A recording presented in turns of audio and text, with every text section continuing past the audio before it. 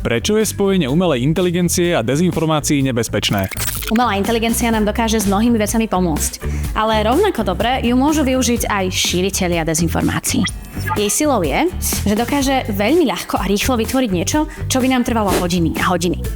Takže dokáže vymyslieť aj veľa verzií toho istého príbehu. Cieľom dezinformácií totiž často nie je presvedčiť nás o ich príbehu, alebo že sa veci udiali presne tak, ako tvrdia.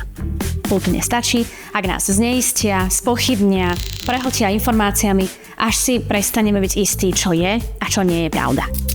Je náročné využiť umelú inteligenciu na vytvorenie niečoho skutočne kvalitného a presvedčivého tak, ako to dokáže človek.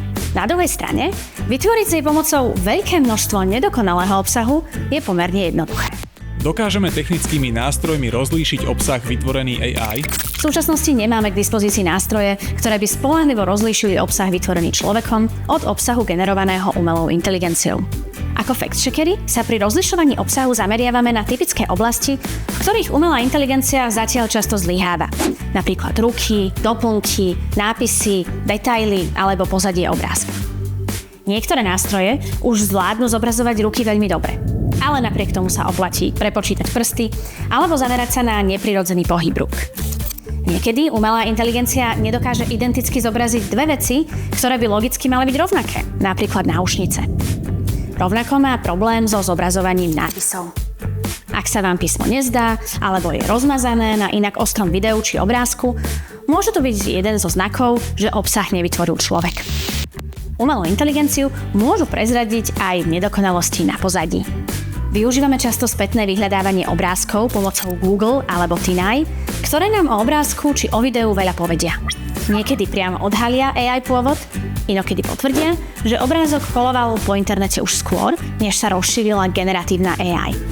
Veľakrát už fact-checkeri obrázok označili ako vytvorený AI, alebo ho tak dokonca označí jeho autor. Používame aj detektory, ale rýchlo vznikajú a zanikajú a bohužiaľ ich výsledky sú zatiaľ nespoľahlivé. Problém je aj v tom, že dezinformácie sa málokedy šíria ako pôvodný súbor vo vysokej kvalite. Namiesto toho ľudia zdieľajú screenshoty alebo upravené verzie, no a každá sociálna sieť si navyše obrázky či videá trochu upravuje. Všetky tieto úpravy však detektorom komplikujú rozoznať, či bol pôvodný obrázok vytvorený AI alebo človekom. Ako teda zistiť, či obrázok vytvorila umelá inteligencia? Musíme ho posúdiť v kontexte, ako akúkoľvek inú potenciálnu dezinformáciu. Prvým krokom je kontrolovať si svoje emócie. Vzbudzuje vo mne obrázok silné emócie, ako je strach či hnev? To je prvá červená vlajka, že informácia, ktorú čítam, nemusí byť plne pravdivá. Negatívne a aj nepravdivé informácie sa pritom na sociálnych sieťach šíria oveľa rýchlejšie než tie pravdivé a pozitívne.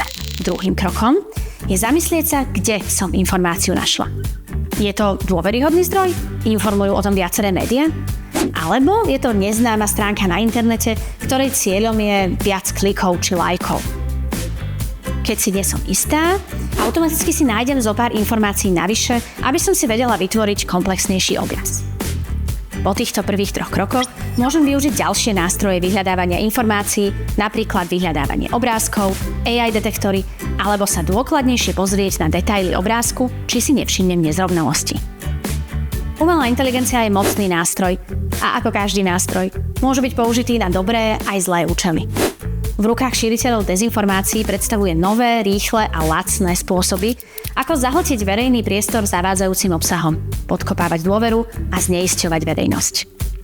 Keďže technológie na rozpoznávanie AI sú momentálne ešte veľmi nedokonalé, je o to dôležitejšie, aby sme si osvojili základné zručnosti kritického myslenia. Klásť si otázky, preverovať si zdroje, všímať si detaily a nenechať sa uniesť emóciami.